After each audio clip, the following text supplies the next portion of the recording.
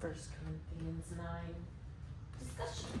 I don't know, I don't have a ton to say about this. Paul just sure does talk a lot about how he does it all for free. Definitely. Obviously, I do know some of the context of that. No one else was doing it that way. Everyone else was taking payment or eating off the offerings or whatever. Paul and Barnabas were very clear they never wanted that to be a stumbling block. If they didn't, why couldn't they just let their actions speak for itself?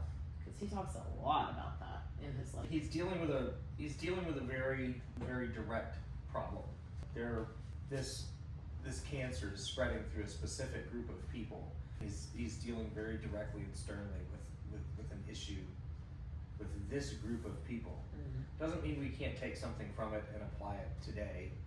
This chapter, when you get somebody saying pastors and preachers shouldn't be paid, 1 Corinthians 9 is where you come to and say, even Paul's saying you should be paid, even though he wasn't being paid at the time. It's a defense for that. I don't really want to.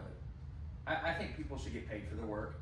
Doesn't matter what the work is. Right. Money's not important. It wasn't important to Jesus. Not really. It was because it was the thing that caused us to stumble the most. It wasn't as in it itself was important.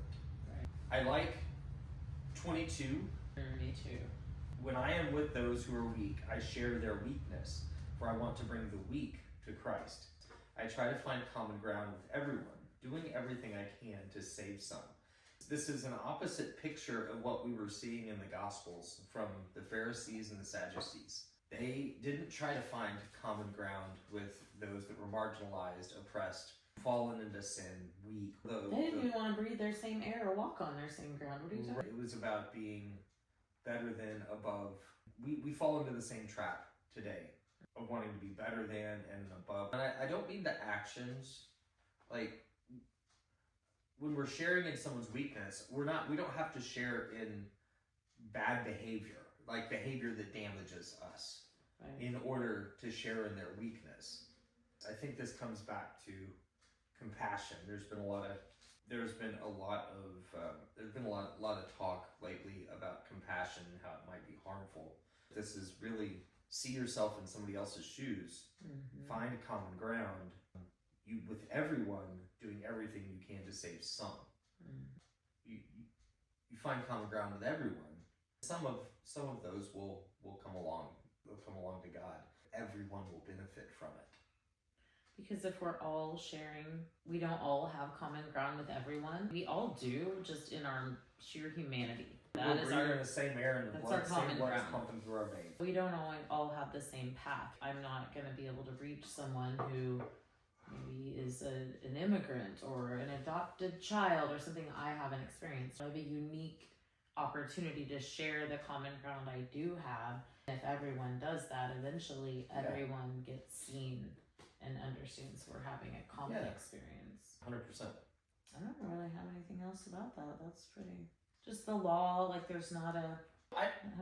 Where is the line? Where do we get to say that the people that teach us and preach to us how much money they get to make? It's a big discussion right now. That's what the rest of this chapter is really about. The truth is what are you comfortable with? That's the problem, is that we're okay with pastors getting paid. They need to live in poverty, or do they need to be paid a livable wage, or do they need to be paid where they need to have another job like Paul did? Ultimately, I think I've kind of just come to the conclusion that getting into the weeds and the details is A, really none of my business. B, doesn't necessarily affect me, other than just my human pride and nosiness and whatever else. There are extreme examples on both sides of the spectrum. I thought it was interesting when you talked about the law just before 22 there in 19. When I was with the Jews, I lived like a Jew. When I was with the Gentiles, I live apart so I can bring them to Christ. I don't ignore the law of God. That's the only law. I obey the law of Christ, which is love God, love others. Very much. Not a whole lot else in that chapter for me. 1 Corinthians 9. Quick discussion.